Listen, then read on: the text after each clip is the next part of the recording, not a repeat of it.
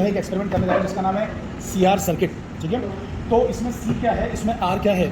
तो बेसिकली ये है आपका कैपेसिटेंस। ठीक है, कैपेसिटर है ये, जिसको जो एक मतलब इसको एक गलत नाम भी दिया गया जिसको कंडेंसर कहते हैं। कंडेंसर पुराने ज़माने से कंडेंसर कहते हैं। और आपने देखा होगा कि आपका जो फैन होता है, घर का जो पंखा होता है, तो बेसिकली उसके अंदर भी बड़ा सा कैपेसिटर होता है, उसको भी वो कंडेंसर बोलते हैं, जो इलेक्ट्रिशियंस होते हैं। Condenser is a misnomer, it's not a right name, capacitor is the right name. ये कैपेसिटर हमने लिया हुआ है, इसकी स्टैंडर्ड वैल्यू कुछ तो है, बट वो आपके लिए अननोन है, ऐसा मान लीजिए। ठीक है, मतलब मान लीजिए कि मेरे लिए भी अननोन है, मैं नहीं जानता हूँ इसकी वैल्यू कितनी है। मैं जानता हूँ, बट मान लीजिए कि मैं नहीं जानता हूँ कि इसकी वैल्यू कितनी है। तो इसकी वैल्यू हमें इस एक्सपेरिमेंट को करके CR सर्किट एक्सपेरिमेंट करके निकालनी है। इसमें C क्या है और R क्या है। C मतलब कैपेसिटर, R मतलब रेजिस्टर। तो ये रेजिस्टेंस बॉक्स हमने इस्तेमाल किया, रेजिस्टेंस बॉक्स जिसमें प्लग कीज होती हैं। जब आप प्लग कीज को पुल आउट कर लेते हैं तो उतना रेजिस्टेंस सर्किट के अंदर इंट्रोड्यूस हो जाता है। ठीक है, बात समझ में आ रही है सभी के? Good, very nice. तो बेसिकली अब इसकी कनेक्शन बहुत ही आसान है, क्योंकि ये AC सर्किट है। AC सर्किट में पोलैरिटी मैटर नहीं करती।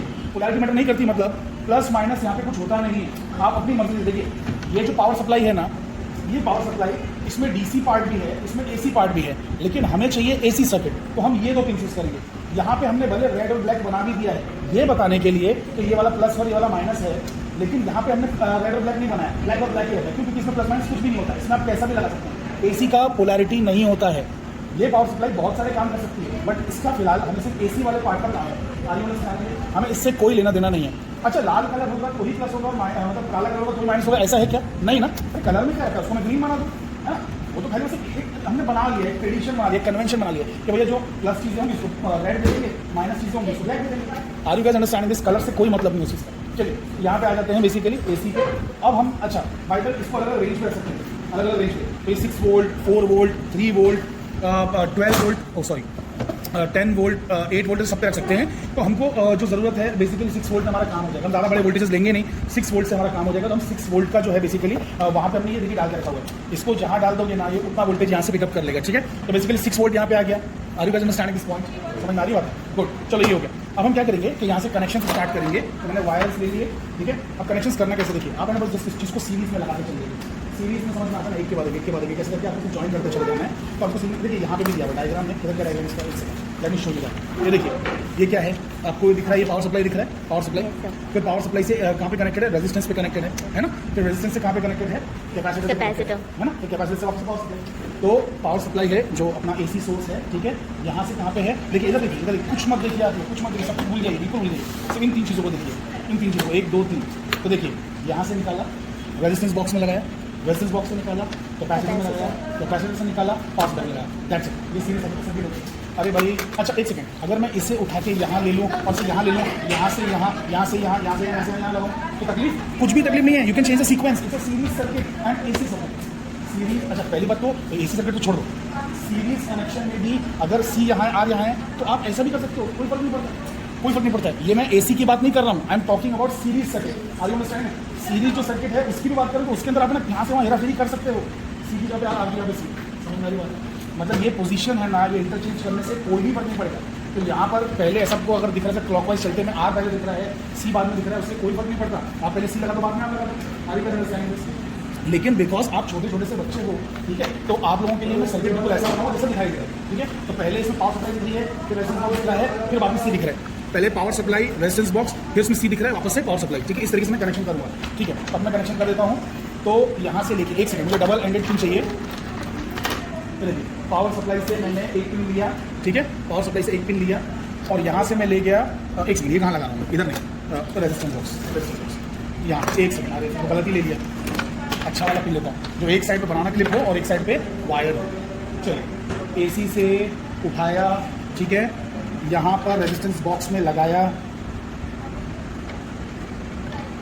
ठीक है, करेक्ट है।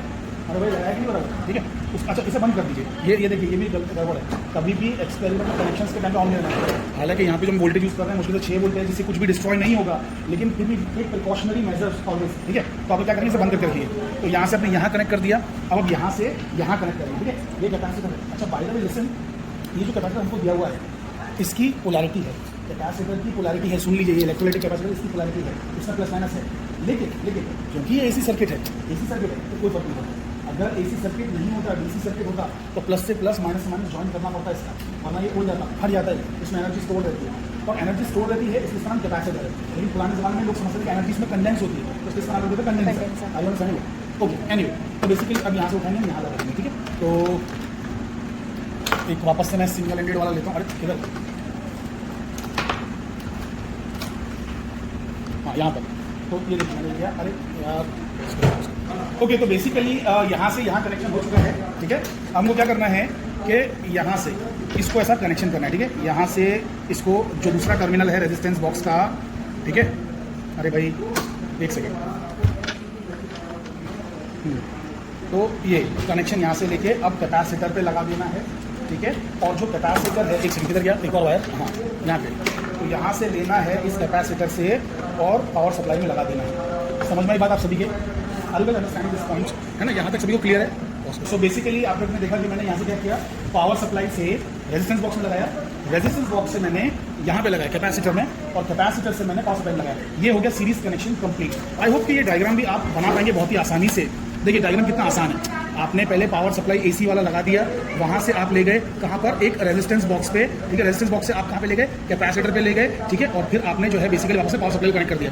अरे आपने पावर सप्लाई से निकाला, रेजिस्टेंस बॉक्स पे ले गए, वहाँ से निकाला कैपेसिटर पे ले गए, कैपेसिटर निकाला पावर सप्लाई पे ले गए। अब आपको वोल्टेज मेजर करना है। आपको क्या मेजर करना है, वोल्टेज। तो वोल्ट मीटर एक कहीं पे कॉमन लगा लीजिए, एक वोल्ट मीटर है, उसके दो पैर होते हैं ना, वोल्ट मीटर के दो पैर होते हैं। तो देखिए एक तो कैसा होगा ना कि एक पैर आपने सी पे लगाया, सुनिए इस तरीके से, और दूसरा भी सी पे लगाया, तो जो वोल्टेज मिलेगा उसका नाम क्या रहेगा, वीसी रहेगा, वीसी। अरे वैसे ही इसके जो दो पैर रहेंगे, अब यहाँ से उठा दो यहाँ से पैर, इसके फ्री पैर रखो, फ्री पैर, तो मैं ऐसा एरो बना देता हूँ, एरो मतलब फ्री पैर होगा इससे। तो आप क्या करोगे कि जैसे ही ये पैर उठा के यहाँ लगाओगे, आर पे लगाओगे, तो आपको जो मिलेगा वो क्या रहेगा, V R, voltage across resistance, voltage across resistance, voltage across capacitance. समझ में आ रही बात है? अच्छा, अब ये जो दो पैर है, ये दो पैर उठा के एक पैर इधर लगा दिया सी पे, और एक पैर लगा दिया किस पे, आर पे, मतलब सी के इधर वाले पैर पे, आर के उधर वाले पैर पे, तो टोटल रेजिस्टेंस आ जाएगा वीसी और वीआर मिलके आ जाएगा। अरे आर यू अंडरस्टैंडिंग दिस? लेकिन वीसी प्लस वीआर नहीं आएगा, गलती से भी मत सोच लेना कि वीसी प्लस वीआर आएगा, नहीं, ये सिंपल सा डीसी सर्किट नहीं है, ये एसी सर्किट है, इसमें ऐसा वीसी प्लस वीआर नहीं आएगा voltage. Please try to understand, are you understanding this point? So listen, V C plus V R नहीं आएगा, बट टोटल आ जाएगा खाली, तो उसको हम कहेंगे वी। अरे बात समझ में आई? टोटल आ जाएगा ना वोल्टेज, उसको कहेंगे वी, बस कुछ तो टोटल वोल्टेज आ जाएगा, उसको कहेंगे वी। बात समझ में आ रही है सभी के? आई होप कि आप लोग ये बात समझ पा रहे हैं, बहुत इजी है। तो मैं इसको दोबारा से यहाँ पे खाली जगह पे दिखा दे रहा हूँ। देखो सर्किट डायग्राम कितना इजी होता है बनाना, आप एग्जाम में घबराते हो, अरे खाली एक पावर सप्लाई लगा दो, ठीक है, पावर सप्लाई से निकालो रेजिस्टेंस, ठीक है, रेजिस्टेंस से निकालो कैपेसिटेंस, कैपेसिटेंस से निकालो फिर से पावर सप्लाई जोड़ दो, खत्म हो गया सीरीज सर्किट। जो हमने किया, देखो दिखाओ इधर, इधर दिखाओ नजदीक से, पावर सप्लाई से रेजिस्टेंस, ठीक है, और रेजिस्टेंस हो गया, रेजिस्टेंस से निकाल के, रेजिस्टेंस से निकाल के कैपेसिटेंस, कैपेसिटेंस से निकाल के वापस, समझ गए, पावर सप्लाई। अब ध्यान दो, अब ध्यान दो, ये देखो वोल्ट मीटर लगा, तो भाई टोटल वोल्टेज मेजर करना है, तो यहाँ और यहाँ लगाऊंगा ना वोल्ट मीटर, समझेंगे, टोटल चाहिए तो दोनों के, कैपेसिटर के इधर वाले पैर पे, रेजिस्टर के उधर वाले पैर पे, समझ गए, है ना। अगर मुझे सिर्फ कैपेसिटर का चाहिए तो ये पैर यहाँ से हटा दूंगा और यहाँ लगा दूंगा, तो दोनों पैर लगा दूंगा कैपेसिटर के दोनों पैर पे, तो वीसी आ जाएगा। अरे समझे कि नहीं समझे? हाँ, और फिर ये दोनों पैर यहाँ से हटा के, तो ये वाला पैर यहाँ से हटा के, ये एक पैर इधर हो गया और एक पैर इधर लगा दिया, तो क्या हो जाएगा, वी आर, रेजिस्टेंस के क्रॉस। आई होप कि ये बात सारे नहीं, मतलब मैंने बोला कि यहाँ पे लगाने पर जो वोल्टेज आएगा, गलती से सोच भी मत लेना कि वो VC प्लस VR जितना आएगा, वो कुछ तो आएगा, it will not be VC plus VR की वैल्यू। VC पे मान लो दिखा दिया 3 वोल्ट, VR पे दिखा दिया 4 वोल्ट, तो गलती से मत सोच लेना कि जब मैं यहाँ पे लगाऊंगा एक पैर और यहाँ पे एक पैर लगाऊंगा तो 7 दिखाएगा। समझ में आ रहा है? अरे भैया यहाँ मेजर करूंगा तो VC मिलेगा, यहाँ मेजर करूंगा तो मुझे VR मिलेगा, और मैं यहाँ मेजर करूंगा तो मुझे V मिलेगा, लेकिन वो VC प्लस VR नहीं है। समझ में आई बात है? गुड। इसकी थियरी बताने का मेरे पास बिल्कुल भी समय नहीं, ये आप लोगों को करंट ट्रांजिएंट्स में पढ़ाया जाएगा, और आई थिंक पढ़ाया जा चुका है संबंध, ठीक है, ये इलेक्ट्रॉनिक्स में था ऑलरेडी। चलिए एनीवे, ओके, तो बेसिकली तो आप लोग कह रहे हैं कि सेम 1 में नहीं पढ़ेगा, सेम 2 में, सॉरी माय बैड, तो सेम 2 में है। चलिए कोई बात नहीं। यहाँ पर ये जो है, ओ सॉरी, ये तो करंट मीटर है, इसको हटा देता हूँ, इसकी जरूरत अभी नहीं है करंट मीटर की, इसकी जरूरत बाद में, अगले पार्ट में, सेकंड पार्ट में। फर्स्ट पार्ट में हमें जरूरत है वोल्ट मीटर की, तो हमने ये वोल्ट मीटर लिया, कनेक्शंस तो उसमें कर दिए हैं हमने पहले से, वोल्ट मीटर के 2 पैर हमने निकाल दिए। अभी क्योंकि एसी वोल्ट मीटर है, इसमें पोलैरिटी का कोई महत्व नहीं है, कोई इंपॉर्टेंस नहीं है, तो ये 2 पैर खाली पकड़ो और यहाँ लगाओ तो VC मिलेगा, मतलब सॉरी VR मिलेगा, यहाँ लगाओ VC मिलेगा, और देखो एक सेकंड, इसको ऐसा रखो तो समझ में आएगा। अगर मैं ऐसा रख दूँगा अभी आपको है ना एक आइडिया मिल जाएगा। क्या देखो इस तरीके से रखा, तो देखो कहाँ पे लगाना है, इसके ये वाले पैर पे, इसके वाले पैर पे, दिख रहा है बाहर वाले पैर पे, आलू का जो साइन, अरे कॉमन पैर है ना, ये पीला वाला वायर, नजीक से दिखाओ, ये पीला वाला वायर कॉमन पैर है, इस पे नहीं, तो सी के इधर वाले पैर पे, आर के उधर वाले पैर पे लगाऊंगा तो मुझे टोटल क्या मिलेगा, वी मिलेगा ना। अरे भाई वी मिलेगा ना, देखो यहाँ पे मिलेगा वी, यहाँ पे मिलेगा VR, यहाँ पे मिलेगा VC। समझ गए? अरे भाई समझे कि नहीं समझे? Yes, sir. अच्छा, अब यहाँ पर है ना इस एक्सपेरिमेंट में एक ट्रिक है। वो ट्रिक ये है कि रेजिस्टेंस को हम लोगों को इस तरीके से निकालना, 3 वैल्यूज निकालनी है एक के बाद। ऐसे निकालना है कि एक बार VC VR सेम आए, मतलब VC और VR चेक करूँ तो सेम दिखाई वैल्यू सेम आए। एक बार VC बड़ा हो VR छोटा हो, और एक लास्ट बार VR बड़ा हो VC छोटा हो। मतलब इस तरीके से रेजिस्टेंस निकालना है। भाई समझ में आ रहा है? नहीं समझ में आ रहा है? एक बार दोनों इक्वल आ जाए तो अब आप बोलोगे सर इक्वल लाने के लिए तो हमें अलग अलग चेंज करते रहना पड़ेगा। हाँ, करना पड़ेगा, एक ही तरीके से चेंज करना पड़ेगा, लेकिन कहीं ना कहीं तो इक्वल आ जाए। बहुत ज़्यादा रेजिस्टेंस निकालने की ज़रूरत नहीं है, बहुत ज़्यादा रेजिस्टेंस निकालने की ज़रूरत नहीं है। मुश्किल से 30, 40, 50 टोन्स निकालोगे काम कर जाएगा। आगे का अंडरस्टैंडिंग। बेसिकली हमारे पास ये जो वोल्ट मीटर है इसका हमारे पास पिन है, और जैसे कि मैंने आपसे कहा था कि आपको वैल्यूज चेंज करना है। अच्छा ठीक, ओके फाइन। सो बेसिकली हम लोगों ने कनेक्शंस तो कर दिए थे। यहाँ पर आप देख सकते हैं रेजिस्टेंस बॉक्स में कि मैंने यहाँ पे कुछ वैल्यूज निकाल रखी है। ये वैल्यूज़ मुझे ऐसे अचानक में सपने में नहीं आई कि कितना निकालना है। मैंने क्या क्या ट्रायल एंड एरर किया।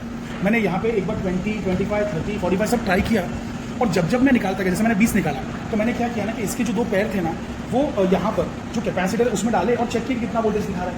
फिर वैसे रेजिस्टेंस बॉक्स में डाले, देखा कितना वोल्टेज दिखा रहा है। जब तक कि ये दोनों बराबर नहीं आ गए, VC की वैल्यू और VR की वैल्यू इक्वल नहीं आ गई, जब तक कि इक्वल नहीं आ गए तब तक मैं इसे बदलता रहा।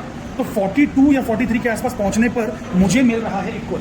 Are you understanding this point? तो मुझे इक्वल मिल रहा है, तो मैं वो इक्वल अभी आप लोगों को दिखा देता हूँ। मतलब आप लोग समझ जाइए कि इसमें हमको करना क्या पड़ेगा कि एक बार 20 डालो, चेक करो कि भाई इक्वल आ रहा है कि नहीं। यहाँ चेक करो VC और यहाँ चेक करो VR सेम नहीं है, ठीक है। 25 डालो, फिर चेक करो, 30 डालो, फिर चेक करो, जहाँ इक्वल आ जाए वहीं रुक जाओ। तो मुझे यहाँ पे इक्वल आ गया था, इसलिए मैं रुक गया। तो अब मैं आप लोगों को दिखाता हूँ कि इक्वल है कि नहीं है, ठीक है। तो लीजिए, ये पहले मैं VC में इसको पुट कर देता हूँ। तो यहाँ पे आप वोल्टेज बताइए कितना आ रहा है? 3.7778 के बीच में आसपास है ना, 3.77 ये मैं वैल्यू आ रही है। अब मैं यहाँ से निकालता हूँ ये, और मैं यहाँ पे रेजिस्टेंस बॉक्स में से कनेक्ट कर देता हूँ। तो रेजिस्टेंस बॉक्स में कनेक्ट करने के बाद मुझे 3.80 आ रही है, जो कि बिल्कुल परफेक्ट है, बिल्कुल परफेक्ट है। आपको ज़्यादा सोचने की जरूरत नहीं है। फर्क सिर्फ 0.03 का है, जो कि चल जाएगा। मतलब आप इसको अप्रॉक्सीमेटली इक्वल मान सकते हैं। Are you guys understanding this point? तो यहाँ पर हम एक रीडिंग नोट कर लेंगे, क्योंकि ये इक्वल वाली रीडिंग है, तो इसे मैं बीच में कहीं पे नोट कर ले रहा हूँ। मतलब 3 रीडिंग्स निकालना है, तो मैं बीच वाली रीडिंग पे ले रहा हूँ, ठीक है। तो जो है मेरा रेजिस्टेंस कितना है? 42। अरे भाई 42 है ना, दिखाइए इधर, दिखाइए क्लोजअप, दिखाइए जरा। 20 और यहाँ पे कितना है? 2 है ना, तो हो गया ना 42। तो रेजिस्टेंस मेरा 42 है। मुझे VR यहाँ पे लगाने के बाद 3.80 मिला, तो VR मेरा 3.80 है। और मुझे VC कितना मिला यहाँ पे लगाने के बाद? 3.77। तो यहाँ पे मुझे मिला 3.77। Are you guys understanding this? सिर्फ इतना ही नहीं, अब मुझे टोटल V भी निकालना है ना। तो मैं क्या करूँगा, यहाँ से और यहाँ से देखो सर, इसको कनेक्ट करूँगा। यहाँ पे कनेक्ट किया और यहाँ कनेक्ट किया। देखिए भाई, यहाँ ध्यान से यहाँ और यहाँ पे कनेक्ट किया एक, और एक कनेक्ट किया यहाँ पर, है ना, बाहर वाले दोनों पैरों पे, C के ये वाले पैर, R के वाले पैर पे। तो मुझे टोटल वोल्टेज आ रहा है। It's how much? It's 5.8 seconds fluctuating. Let's take some middle value. हाँ, सो 5.54 समथिंग है ना, 5.54 समथिंग। सो बेसिकली मैं यहाँ पे 5.54 नोट कर लेता हूँ। 5.54 ये चीज़ें आपको नोट नहीं करनी है। ये जो 4 चीज़ें हैं ना, लास्ट की जो टेबल में जो 4 चीज़ें हैं, ये ओके। तो बेसिकली ये जो 4 चीज़ें हैं, ये आपको इस डायग्राम से बनाने के बाद समझ में आ रहा है। ये डायग्राम बनाने के बाद आएंगी ग्राफ पेपर पे। ओके, सो ग्राफ पेपर पे जब आप ये डायग्राम बना लेंगे, उसके बाद यहाँ पे मेजरमेंट्स करेंगे। वो कैसे करना है ग्राफ पेपर पे, वो मैं आपको बताऊँगा। पहले रीडिंग्स तो नोट कर लें हम लोग। अच्छा, अब बेसिकली 42 पे हमें इक्वल आ गया था अप्रॉक्सीमेटली, है ना, इक्वल आ गया था। अब हमें ऐसा कुछ करना है, रेजिस्टेंस के लिए ऐसी कुछ निकालनी है कि जिससे कि ना एक बार VR बड़ा है और एक बार VC बड़ा है। तो एक वो रीडिंग लेनी है और एक ये रीडिंग लेनी है, जिसमें एक में VR बड़ा होगा, VC छोटा होगा, और जिसमें फिर एक बार VR छोटा होगा, VC बड़ा होगा। Are you guys understanding this point? Good, very nice. तो अभी हम लोग है ना ऐसे ही करेंगे। तो यहाँ पे दिखाइए, यहाँ पे मैं काम करता हूँ, मैं 25 या 30 कुछ ले लेता हूँ। So let me take 25। सो ये 2 डाल दिया, यहाँ से 5 निकाल दिया, ये 20, 40 है, तो 1 सेकेंड 20 डाल दिया। तो ये है 20 और ये है 25 है ना, 20 और 5। अरे दिख रहा है, यहाँ पे 20 दिख रहा है और यहाँ पे 5 दिख रहा है, राइट। तो बेसिकली 25। तो 25 पे अब चेक करते हैं वैल्यू कितनी है, ठीक है। 25 पे चेक करते हैं वैल्यू कितनी है। तो मैंने यहाँ से वोल्ट मीटर के जो टर्मिनल्स हैं उन्हें उठाया, वोल्ट मीटर के टर्मिनल्स को, ठीक है। 25 ओके। तो यहाँ पर बेसिकली लगाने के बाद देखिए कितनी वैल्यू आ रही है। देखिए VC की वैल्यू बढ़ गई है ना। जैसे मैंने रेजिस्टेंस 25 किया, ये मुझे मिल रहा है 4.62। तो देखिए मैंने रेजिस्टेंस लिया 25 और मुझे VC की वैल्यू कितनी मिल रही है? 4.62। Are you guys understanding this? 4.62 दिखाई दे रहा है यहाँ पे, ठीक है। अब मैं यहाँ से उठा के रेजिस्टेंस बॉक्स पे लगा रहा हूँ, तो वैल्यू मुझे बताइए कितनी है। देखिए इट्स 2.73 है ना, 2.73। Are you guys getting this? है ना, 2.73। तो ये जो यहाँ पर है VC मुझे बड़ा आया है, VR मुझे छोटा आया है 2.73। गुड। अब मैं क्या करूँगा, देखो 42 पे इक्वल था, 25 पे VC बड़ा हो गया। अब मुझे VC को छोटा करना है, VR को बड़ा करना है, तो मैं ना 42 से बड़ा रेजिस्टेंस लूँगा। समझ में आ रही बात है? तो मैं 50-55 कुछ ले लूँगा, तो let me take something like 55। So BC हो गया, BC हो गया, हाँ oh sorry, I am sorry, good, इसका भी निकालना है, वैसे सेम ही आने वाला है, एक्जैक्टली सेम आएगा 25 है ना, हाँ वेरी गुड। तो देखिए कभी कभार हम टीचर्स भूल जाते हैं, बच्चे लोग हमें सही रास्ता दिखाते हैं। इधर आइए, देखिए यहाँ पर और यहाँ पे लगा दिया, कितना दिखा रहा है 5.57, अरे अप्रॉक्सीमेटली सेम ही आ रहा है, यहाँ पे नोट कर लेता हूँ 5.57 है ना।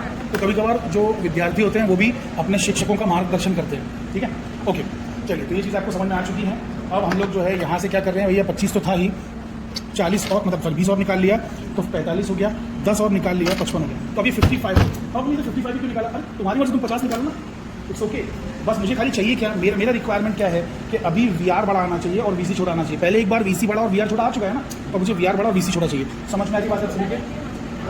यस, नहीं इट डिपेंड्स, मतलब वो आप चेक करो खाली। तो यहाँ पे आपने देखा कि छोटे रेजिस्टेंस की वैल्यू पे यू आर गेटिंग रेजिस्टेंस छोटा VC बड़ा, और बड़ा रेजिस्टेंस लोगे तो VR बड़ा आएगा, रेजिस्टेंस के क्रॉस वोल्टेज बढ़ाएगा, क्योंकि ज़्यादा रेजिस्टेंस होता है तो वोल्टेज ड्रॉप भी बड़ा होता है ना, रेजिस्टेंस की वैल्यू ज़्यादा होती है तो वोल्टेज ड्रॉप भी बड़ा होता है। तो इसकी रेजिस्टेंस मैंने 55 निकाल लिया, अब 55 मैं यहाँ पे लिख देता हूँ 55 पे देखते हैं कि वैल्यूज़ क्या आती हैं। तो ये मैंने दोनों टर्मिनल्स लिए, ठीक है, और मैंने यहाँ पे कनेक्ट कर दिया। आप देख सकते हैं कि मैं इसको ऐसा भी डालूंगा तो भी वही आएगा, वैसा डालूंगा तो भी वही आएगा, क्योंकि इसमें पोलैरिटी का कोई भी महत्व नहीं है, कोई भी इंपॉर्टेंस नहीं है, ठीक है। ये है 3.28, ठीक है, तो यहाँ पे मैंने लिख दिया कौन सा, ये VR की VC है, BC है, तो 3.28, ठीक है। अब यहाँ से मैंने उठाया और रेजिस्टेंस पे ले गया, ठीक है, कितना आ रहा है 4.28, तो आप देख सकते हैं कि VR बढ़ गया है ना, VR बढ़ गया कि नहीं बढ़ गया भाई? अभी मैं 55 के बदले अगर 60-65 कर दूंगा ना तो ये और बढ़ जाएगा, ये और कम हो जाएगा, तो हमारी बात है। अच्छा एक फाइनली अब हमको क्या निकालना है, V भी निकालना है ना, तो ये यहाँ पे पुट कर दिया, ये यहाँ पे पुट कर दिया, तो कितना हो गया 5.58 जो भी है, ठीक है। तो 5.58 मैं लिख देता हूँ, 5.58, ठीक है। अरे एक बार फिर भी तुम लोग देख लो, ये देखो ये कितना दिख रहा है 3.2829 या 30 जो भी है, ठीक है। ये देखो इसको पलट देता हूँ, ये यहाँ डाल देता हूँ और यहाँ डाल देता हूँ, हो गया है। अरे हाँ क्या ना, वो वापस से 3.26 आपको आ रहा है, तो फर्क नहीं पड़ता है, लेकिन फर्क पड़ता कब, जब ये होता DC सर्किट में प्लस माइनस नहीं, तो वो तो प्लस माइनस का साथ है। और यहाँ पे भी ये जो ऑरेंज पार्ट रहता है ना, उसमें जो ब्लैक बना हुआ है, ब्लैक, तो ब्लैक के नीचे की टर्म प्लस है, मतलब माइनस है। ये जो ब्लैक है ना, उसके नीचे का पैर माइनस है। अरे भैया ब्लैक ये स्ट्रिप दिख रही होगी, ये पूरे ऑरेंज पे जो ब्लैक स्ट्रिप है उसके नीचे जो पैर है ना, पहला या इधर वाला पैर, वो माइनस वाला पैर है, लेकिन वो अपने को यहाँ पे कोई काम करनी है, वो काम आता है DC में, समझ गए। चलिए एनीवे, तो बेसिकली आई होप कि आपको समझ में आ गया, हमारी रीडिंग यहाँ की पूरी हो गई। अब ये कैसे बनाना है आइए चेक करते हैं। ओके, तो अभी हम लोग बनाने जा रहे हैं ग्राफ, ये ग्राफ बनाना है हमको। आप देख सकते हैं कि यहाँ पर हमको बेस VR लेना है, VR एज अ बेस चुनना है, वो हम स्केल से बनाएंगे। देखो VR की वैल्यू यहाँ पे कितनी दिख रही है आपको, जैसे 2.73 दिख रही है, बट हमारा स्केल 2 डिजिट में तो मैच नहीं कर सकता ना, तो हम इसको राउंड ऑफ करेंगे, 2.73 को 2.7 बोलेंगे, तो 2.7 का बेस बनेंगे। उसके बाद जो VC है, VC के लिए हम लोग ये यूज़ करेंगे, हमारा जो कंपस है, उसको कंपस कहते हैं, ठीक है। कुछ लोग राउंडर भी कहते हैं, इट्स कंपस, तो कंपस यूज़ करेंगे। एंड बेसिकली VC की वैल्यू कितनी है यहाँ पे 4.62 है ना, तो उतना स्केल से मेजर करके 4.62 लेके फिर यहाँ पर कैसा आर्क बनाएंगे, तो मैं वो दिखा देता हूँ तुमको। तो देखिए स्केल का है हमारा, यहाँ पे स्केल है, तो ये मैंने रूलर ले लिया, रूलर भी बोल सकते हैं, स्केल भी बोल सकते हैं, ठीक है। तो ये रूलर लिया मैंने, मुझे चाहिए था VR इज 2.73, VR कितना दिखाइए जरा, 2.73 है ना, VR की वैल्यू है 2.73, देखिए तो यहाँ से मैं 2.7 लूँगा, तो ये है मेरा 0, ये 0 है ना, तो ये 0 से यहाँ से मैं ले जाऊँगा अप टू 2.7, तो ये हो गया मेरा 2.7। Are you guys understanding this, है ना। तो मेरा VR की वैल्यू 2.7 मैंने ले ली, हालांकि है एक्चुअली 2.73, बट यहाँ पे तो 2.73 ले नहीं सकते, है ना, 2.7 ले सकते हैं ना। ग्राफ मुझे अलाउ कर रहा है सेकंड डेसिमल प्लेस लेने, ना मुझे स्केल अलाउ कर रहा है, ठीक है, बिकॉज इसमें है ही नहीं वो मार्किंग्स, ना इसमें है ना इसमें मार्किंग्स, इसमें मिलीमीटर के नीचे मार्किंग ही नहीं है ना, ठीक है। चलिए, तो 2.7 वोल्ट जो है मैंने यहाँ पे बना दिया, दिस इज VR, इसको मैं लेबल कर दे रहा हूँ। अब मैं क्या करूँगा, मैं लूँगा ये वाली वैल्यू कितनी है VC की 4.62, तो राउंड ऑफ करके 4.6, ठीक है। तो ये पकड़ा मैंने 4.6 लूँगा इससे, मैं देखो एक सेकंड, 4.6 इधर देखो कैसे आएगा 4.6, ये मेरा 0 है ना, अरे ये मेरा 0 है कि नहीं, यहाँ से देखिए मुझे 4.6 जाना है, तो ये हो गया 4.6, ठीक है। मैंने बिल्कुल 4.6 ले लिया भाई, यकीन कर लो, ठीक है। 4.6 लिया, देखिए यहाँ पे कहाँ रखा हुआ है, VC के लिए कहाँ रखा हुआ है, यहाँ रखा हुआ है ना, VR के साइड में। तो देखो, तो मैं यहाँ पे रखूंगा और एक ऐसा आर्क बनाऊंगा, एक आर्क क्रिएट करूंगा, ठीक है। जिस बना दीजिए कितनी बड़ी, कोई फर्क नहीं पड़ता है, कट तो एक ही जगह पे होना है, ठीक है। अब उसके बाद में यहाँ पे ये जो है 5.57, ये मेरा V है 5.57, ये देखिए, तो मैं इसको 5.57 तो राउंड ऑफ करके 5.6 हो जाएगा, 5 से बड़ा है ना, 5 से बड़ा है, तो इट इज़ 5.6, तो 5.6 मैं ले लेता हूँ, ठीक है। ये हो गया मेरा 5.6, बस करेक्ट है 5.6। उसको कहाँ पे रखा हुआ है देखिए, उसको यहाँ पे रख के निकाला हुआ है ना, यहाँ पे इस तरफ से वीआर के इस एंड पे, तो वीआर के इस एंड पे इस वाला, अरे ये पूरा वीआर है तो इसके ये वाले एंड पे है ना, ये पूरा वीआर है तो इसके ये वाले एंड पे मैं रखूंगा और इस आर्क को काटूंगा। Are you guys understanding this? देखो यहाँ कट हो रहा है ना, यहाँ कट हो गया ना जहाँ भी, तो इसलिए मैंने बड़े से बड़ा बनाया ताकि कट कहीं ना कहीं मिल जाए। ये कट हो गया, समझ में आ रही बात है? अब इसे मैं कंप्लीट करूंगा, कैसे करूँगा कंप्लीट? यहाँ से निकालूंगा, यहाँ पे टच कर दूंगा है ना, इस पॉइंट पे, तो ये मेरा बन जाएगा VC और बेसिकली यहाँ से उठाऊंगा और यहाँ पर ये हो जाएगा मेरा V, complete V। Are you understanding this point? ये देखिए यहाँ पे देखिए शक्ल ऐसी दिख रही है ना, VR है, फिर VC है और फिर ये V है, समझ गए? अब इसके आगे कहानी सुनिए, ये आपको थोड़ा टिल्टेड दिख रहा है कि नहीं दिख रहा है ना, टिल्टेड है ना, तो इसको एग्जैक्टली सीधा करिए, सीधा यहाँ से लेके इसको एग्जैक्टली आप ऐसा सीधा ले जाइए। तो ये जो एक्सेस पार्ट आया ना, एक्स्ट्रा पार्ट आया ना, एक्स्ट्रा पार्ट, ठीक है, एक्स्ट्रा जो पार्ट आया बेसिकली देखो यहाँ पे क्या लिखा हुआ है, VR है, VR है, voltage across internal resistance of the circuit, समझ रहे हो? तो मतलब यानी कि जो अपना बैटरी होती है ना, उसका खुद का भी एक इंटरनल रेजिस्टेंस होता है, तो उसके अक्रॉस का वोल्टेज है। दुनिया में हर चीज़ का रेजिस्टेंस है ना, अरे आप लोगों ने मेरा वो वाला वीडियो देखा कि यूट्यूब पे जिसमें मैंने अपनी बॉडी का रेजिस्टेंस निकाला है, ऐसा हर चीज़ का अलग रेजिस्टेंस होता है। तो बैटरी का भी रेजिस्टेंस है, तो उस बैटरी का जो रेजिस्टेंस है ना, उसके अक्रॉस भी तो वोल्टेज होगा ना कुछ, तो वो वोल्टेज VR है, समझ गए? तो वो वोल्टेज VR हमें मिल रहा है, वो वोल्टेज VR यहाँ से मिल रहा है, यहाँ से। अच्छा, उसकी वैल्यू कितनी आ रही है देखो, ध्यान से देखो, यहाँ पे देखो कितना आ रहा है, 1 2 3 4 लाइन आ रही है, 4 लाइन आ रही है, मतलब 0.4 है ना, 1 सेंटीमीटर नहीं है, 1 सेंटीमीटर से भी कम है, मिलीमीटर्स में है, 4 लाइन का मतलब 0.4, समझ में आ रही है बात है? तो ये 0.4 का, तो मैं VR की वैल्यू लिख दूंगा 0.4। इन सब की वैल्यू तो पहले से ही पता है ना, इसकी वैल्यू पहले मुझे 0.4 लिखना है, समझ में आ गया? तो वो मैं पहला यहाँ पे नोट कर लूँगा, देखो यहाँ पे क्या लिखूंगा, 0.4। Are you guys understanding this? 0.4 लिख दिया। थीटा और फाई ये मुझे निकालना है, देखो थीटा कहाँ निकालना है, थीटा VR और V के बीच में निकालना है, थीटा VR और V के बीच में निकालना है। तो उसके लिए मेरे पास है ये, जिसे उर्दू में कहते हैं चांदा, हिंदी में कहते हैं क्या, कोण मापक है ना, और इंग्लिश में कहते हैं प्रोट्रैक्टर, मराठी में अर्धवर्तुल, ठीक है? चलिए इधर आ जाइए। तो बेसिकली यहाँ पे हम आ चुके हैं, इसको इस तरीके से रख देंगे, इसकी जो ये बीच की लाइन दिख रही है और ये परपेंडिकुलर लाइन दिख रही है, उसके हिसाब से काम करना है आपको। तो इस तरीके से इसको टिका देना है यहाँ पे, ठीक है? ओके, यहाँ पे टच कर दिया, टच करने के बाद आप देख सकते हैं कितना एंगल बना रहा है ये। एक सेकंड, एंगल कहाँ से कहाँ तक का चाहिए? ऐसा चाहिए, एंगल इधर चाहिए है ना, ये चाहिए ना इन दोनों के बीच में, तो यहाँ से यहाँ तक का एंगल देखिए। तो भाई ये तो 0 है, अब 0 से ऐसे चल के लाइन कहाँ तक आई है? अरे लाइन कहाँ तक आई है? ये देखिए कितना है, 55 के 56 के बीच में है ना, कुछ 55 ले सकते हैं इसको, दोनों के बीच में ही अप्रोक्सीमेटली है ना, तो 55 डिग्रीज। तो मैं यहाँ पे नोट कर लूंगा 55 डिग्री। थीटा की वैल्यू आ गई मुझे 55 डिग्रीज, समझ गए? और अब मुझे फाई की वैल्यू चाहिए, फाई की वैल्यू ओके। अब निकालना है हमको फाई। तो फाई कहाँ पर था? ये देखिए फाई जो VR है और VC है उसके बीच में है। तो देखिए अब मैं यहाँ पे निकालूंगा, आप देख सकते हैं कि ना ये कुछ 80-85 के ऊपर आएगा, देखिए, क्योंकि अरे ऑलमोस्ट सीधी खड़ी लाइन है ना ये VC की लाइन, ये VC की लाइन ऑलमोस्ट खड़ी लाइन है, बिल्कुल 90 होने वाली थी, 90 से जस्ट कम रह गई, तो 80-85 के ऊपर आसपास आएगा। तो ये देखिए मैंने इसको ऐसा बिल्कुल टिका दिया, आप देख सकते हैं कि ये 0 है, 0 से शुरू होकर आप कहाँ तक आपकी लाइन पहुँची है, देखिए ये लाइन पूरी यहाँ तक आ गई। अरे दिख रहा है कि नहीं यहाँ पे ये लाइन, भाई ये वाली लाइन गौर कीजिए, इस लाइन पे गौर कीजिए। अरे देखो भाई ये वाली लाइन, ये वाली लाइन, ये वाली, ठीक है, इसको ध्यान दो। तो बेसिकली ये जो लाइन है आपकी, ये कहाँ तक पहुंची है? ये नहीं 90 नहीं है, ये देखो 80 यहाँ पे ना, 86 के आसपास। Are you guys understanding this? 85-86, ठीक है? तो बेसिकली 85-86 के बीच में, 86 पहुंची नहीं है, तो 85 लिख दूँ, अच्छा लगता है 85 से लिखना, ठीक है? तो 85, 55, 0.4 हो गया। ये आर भी निकलेगा नहीं, अरे आर के लिए दूसरा फॉर्मूला है, ये फॉर्मूला, ठीक है? तो अभी आर को हम फॉर्मूले से कैलकुलेट करेंगे।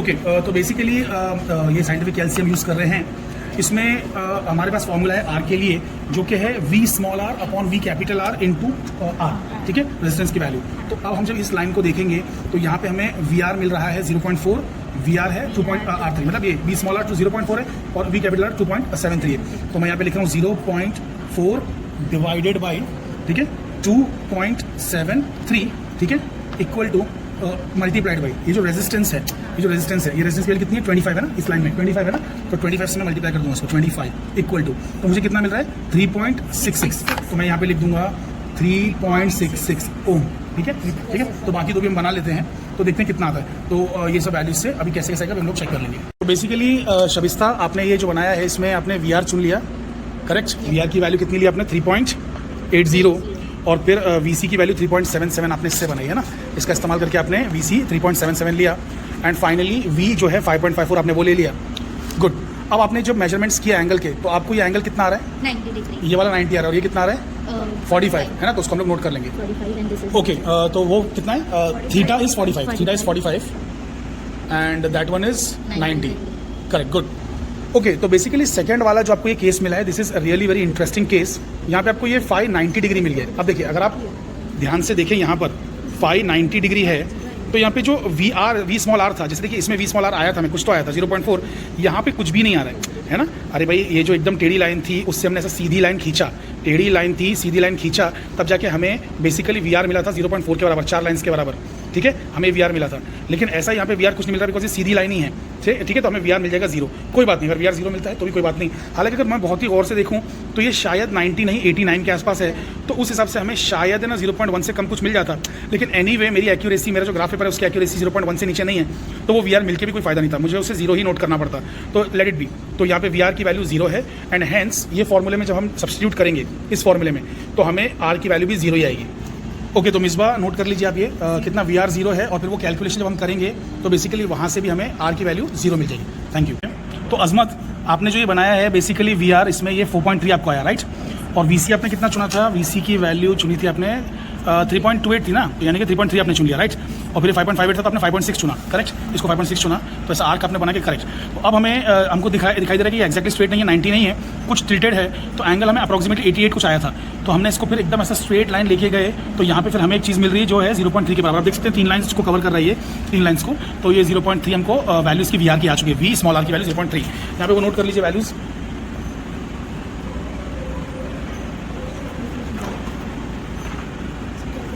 ओके, तो अब ये कैलकुलेशन हम यहाँ पे वैल्यू लिखेंगे। अच्छा, मैं यहाँ पे थोड़ा सा एक बात बोलना चाहूँगा कि यहाँ पे हम लोगों को एक्चुअल में ये 3 सिग्निफिकेंट फिगर्स ना लेके 2 सिग्निफिकेंट फिगर्स में लिखना चाहिए, वो करेक्ट होगा, बिकॉज हमारे पास जो इंस्ट्रूमेंट की एक्यूरेसी वो देखिए कैसे, देखिए यहाँ पे रेजिस्टेंस हमने 2 सिग्निफिकेंट फिगर्स लिए हैं, फिर ये जो वी आर है यहाँ पे 3 लिए हैं, और ये जो हमारा वी स्मॉल आर आ रहा है यहाँ पर 2 हैं। अब आप लोग मुझसे बहस कर सकते हैं कि सर यहाँ पे तो रूल्स के हिसाब से एक ही सिग्निफिकेंट फिगर है, लेकिन एक्चुअल में अगर देखा जाए तो बेसिकली मेरा जो ग्राफ पेपर की एक्यूरेसी है उस पर मेजरमेंट्स अगर मैं करता हूँ तो मुझे 1.4 भी तो आ सकता है, मुझे 1.1 भी तो आ सकता है। अब अगर 0.4 आ जाए तो इसका ये मतलब तो नहीं कि वो 0 इनसिग्निफिकेंट हो गया, वो 0 भी सिग्निफिकेंट है, तो 0.4 यानी कि इसमें भी 2 नंबर सिग्निफिकेंट हैं, तो ये 2 सिग्निफिकेंट हैं, इसमें 3 है और इसमें 2 है, 2 3 और 2, तो कभी भी मल्टीप्लिकेशन या डिवीजन में हमेशा least number of significant figures चुने जाते हैं, तो लीस्ट नंबर 2 है, तो बेसिकली मुझे 3.66 को राउंड ऑफ करके यहाँ पे 3.7 लिखना पड़ेगा, 3.7।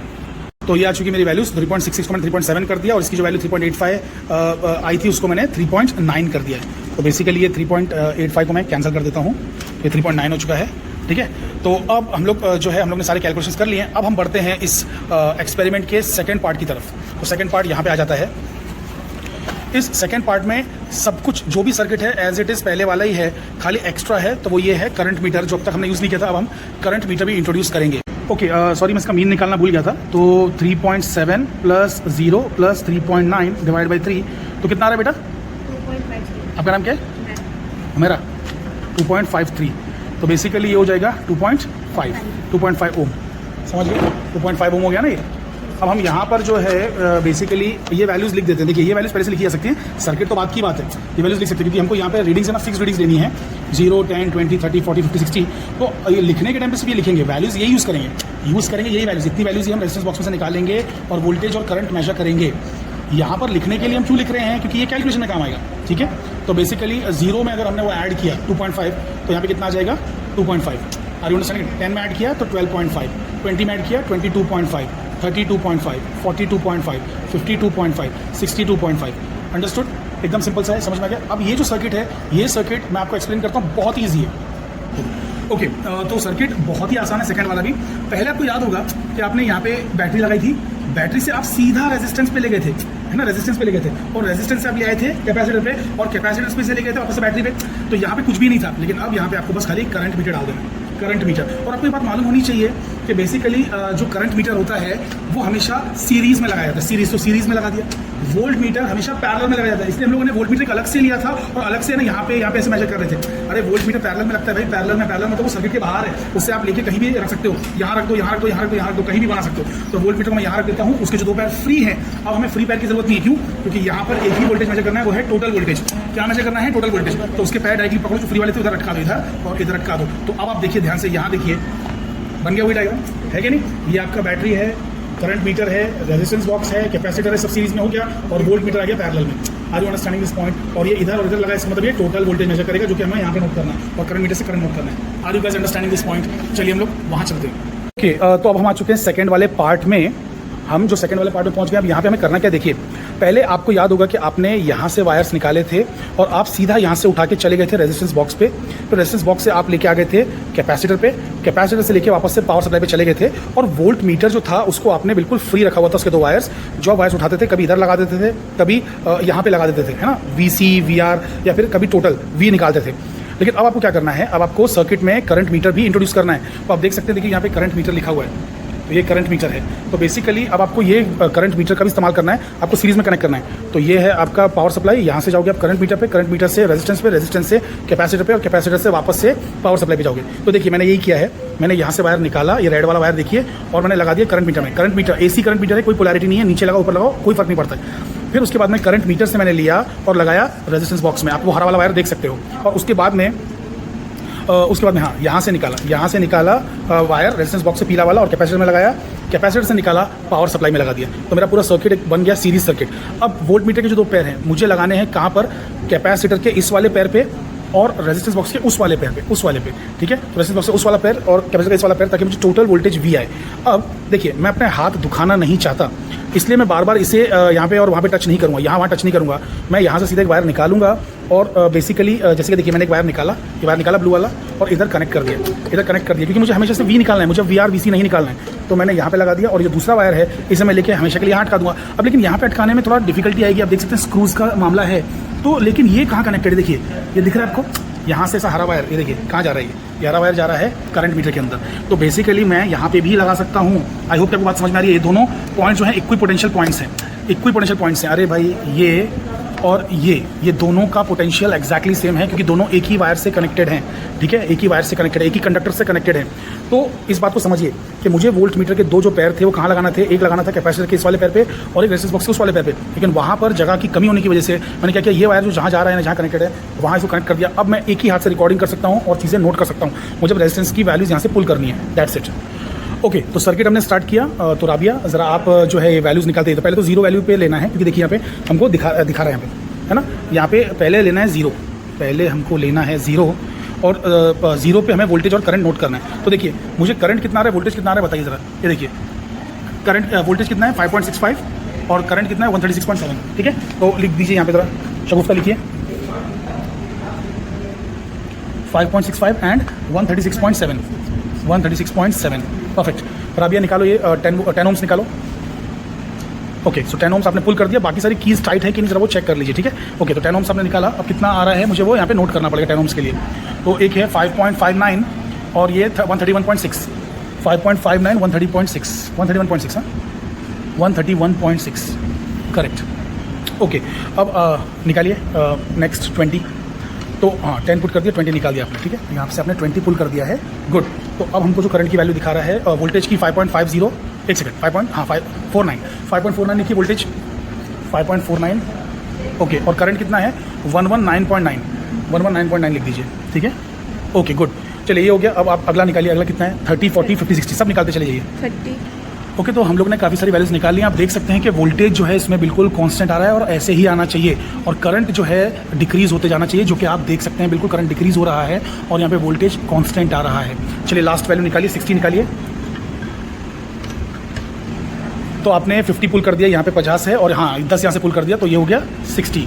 ओके, 60 पे क्या वैल्यूज आ रही हैं 5.50 एंड 77.2, 5.50 77.2। तो टेबल हमारा कंप्लीट हो गया। अब इसके आगे सिर्फ कैलकुलेशंस करना है।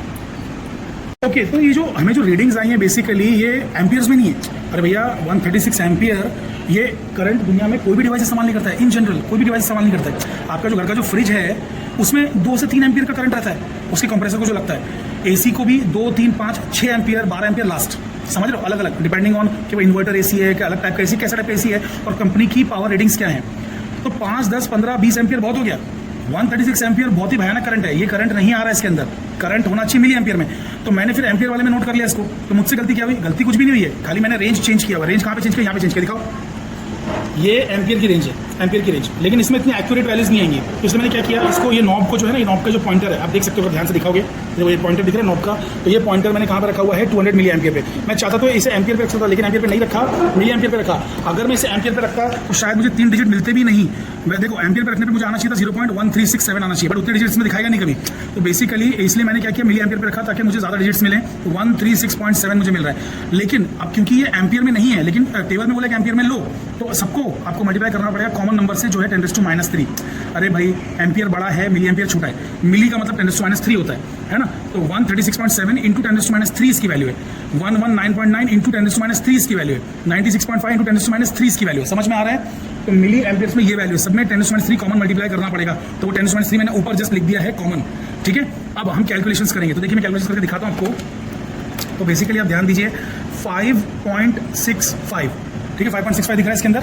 हाँ, तो 5.65 को मैं डिवाइड करूंगा। अब मैं ब्रैकेट इस्तेमाल करूंगा, क्यों? क्योंकि मेरे पास जो नंबर है वो 136.7 नहीं है खाली, उसमें 10⁻³ भी है। तो बेसिकली 136.7 मल्टीप्लाइड बाई 10⁻⁻3, अब ब्रैकेट क्लोज। तो मुझे 5.65 को इतने बड़े नंबर से डिवाइड करना है, इसलिए मैंने ब्रैकेट में लिया है। इक्वल टू कर दूंगा तो मुझे आ गया 41.33। तो मेरा जो ओम्स हो गया, मतलब ये इंपीडेंस की वैल्यू आ गई 41.33। आई होप कि आपको कैलकुलेशन समझ में आए। इसी तरीके से बाकी कैलकुलेशन हमजा परफॉर्म करेंगे। ओके, तो हमजा सेकंड कैलकुलेशन करिए। 5.59 डिवाइडेड बाई ब्रैकेट लीजिए, हाँ कितना है 131.6 into 10⁻³ okay, bracket close, equal to 42.477, मतलब 42.48 ले सकते हैं। Okay 42.48, good. ओके, तो ये सारे के सारे कैलकुलेशंस हमजा ने परफॉर्म कर लिए हैं। हम लोग आगे बढ़ेंगे और बेसिकली इस पे जाएंगे, r प्लस आर का स्क्वायर। तो आप देख सकते हैं यहाँ पे r प्लस आर हमने लिखा हुआ था, इसका स्क्वायर करके हमको यहाँ पे लिखना है। तो देखिए जैसे ये 2.5 है ना, तो 2.5 का हम स्क्वायर ले लेंगे। तो यहाँ पे कैलसी की तरफ मैं आ चुका हूँ, तो यहाँ पर ये है 2 और 0.5 और यहाँ पे स्क्वायर दिख रहा है आपको, तो 2.5 का स्क्वायर, फिर इक्वल टू प्रेस कर देंगे, इक्वल टू कितना आ रहा है 6.25, करेक्ट। इसी तरीके से बाकी कैलकुलेशंस भी हम कर लेंगे। तो ये सारे calculations r plus R square के हमने कर दिए, लिख दिए यहाँ पे। अब हम z स्क्वायर भी करेंगे, ये जो हमें इंपीडेंस मिला है, इंपीडेंस z, इसका स्क्वायर भी हम यहाँ पे लिखेंगे, ठीक है। तो जैसे 41.33 का स्क्वायर, तो 41.33 का स्क्वायर इक्वल टू ये आ गया 1708.17। इसी तरीके से हम बाकी कैलकुलेशंस भी अभी लिख देंगे यहाँ पे। तो अब हमने ये सारे कैलकुलेशन z स्क्वायर के भी कर दिए। अब हमें सिर्फ क्या करना है, हमें बनाना है बेसिकली ग्राफ। एक सेकंड, ग्राफ देखते हैं कहाँ है। अब हमें ग्राफ प्लॉट करना है जो कि है basically z square versus r plus R square, z square versus r plus R square का ग्राफ प्लॉट करना है। इस ग्राफ से स्ट्रेट लाइन आएगी और ये जो स्ट्रेट लाइन का जहाँ पे इंटरसेप्ट बनेगा ना, इंटरसेप्ट, वहाँ से हमें कैपेसिटिव रिएक्टेंस निकालना है। कैपेसिटिव रिएक्टेंस का स्क्वायर मिल जाएगा, उसका रूट ले लेंगे और फिर कैलकुलेशंस करके, जो कि यहाँ पे कैलकुलेशंस दिए हुए हैं, ये कैलकुलेशंस करके हमें जो है आंसर आ जाएगा कैपेसिटर का। कैपेसिटर की स्टैंडर्ड वैल्यू 100 है, देखते हैं कि 100 वैल्यू आती है कि नहीं आती है। ओके, तो अभी जो हमें ग्राफ बनाना है उसमें z स्क्वायर को y एक्सिस पे लेना है। अब हम जानते हैं कि ग्राफ पेपर में बेसिकली, ग्राफ पेपर में यहाँ पर है ना, इस पे यहाँ पे y एक्सिस पे बेसिकली जो बनाते हैं हमारे पास अप्रॉक्सीमेटली 24-25 लाइन्स होती हैं। तो मुझे बस क्या करना है ना कि ये 24-25 लाइन्स का यूटिलाइजेशन करना है। कैसे, ये देखिए, अगर आप ध्यान से देखें तो 1700 से स्टार्ट होकर ये कुछ 6000 अप्रॉक्सीमेटली 6000 तक जा रही है रीडिंग्स। तो मुझे 6000 तक पहुंचाना है ना, तो 6000 तक पहुंचाना है तो मैं क्या करूँगा कि यहाँ से अगर मैं ग्राफ शुरू करता हूँ तो मैं 250 अगर प्लॉट करता जाऊँ तो मेरा 24 लाइन्स में जाके अगर मैं 250 प्लॉट करता जाऊँ, यानी कि हर 2 लाइन में 500, यानी कि हर 4 लाइन में 1000, हर 4 लाइन में अगर 1000 ऐसा रखूँगा तो 6 4 से 24, 24 लाइन्स में मेरा क्या हो जाएगा, 24 लाइन्स में 6000 आ जाएगा। Are you understanding?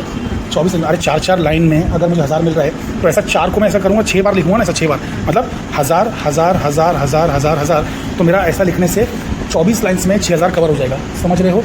मतलब मुझे एक लाइन को कितना करना है, 250 करना है ना, 250 रखना है। वैसे ही जो एक्स एक्सिस है, एक्स एक्सिस पर अगर आप ध्यान देंगे तो एक्स एक्सिस पर मुझे सिर्फ 4000 तक जाना है, 4000 तक जाना है। 3906 लिखा है ना, तो मुझे 4000 तक जाना है। तो 4000 तक जाने के लिए यहाँ पे हमारे पास अप्रॉक्सीमेटली 16-17 लाइन्स होती है। एक्स एक्सिस पे 16-17 लाइन्स होती हैं, तो हम क्या करेंगे, 4 लाइन्स में हम लोग 1000 ले लेंगे, है ना। तो 1000 1000 1000 और 1000 ऐसे करके हमें 4000 आ जाएगा, है ना। तो हम लोग ग्राफ बना लेते हैं।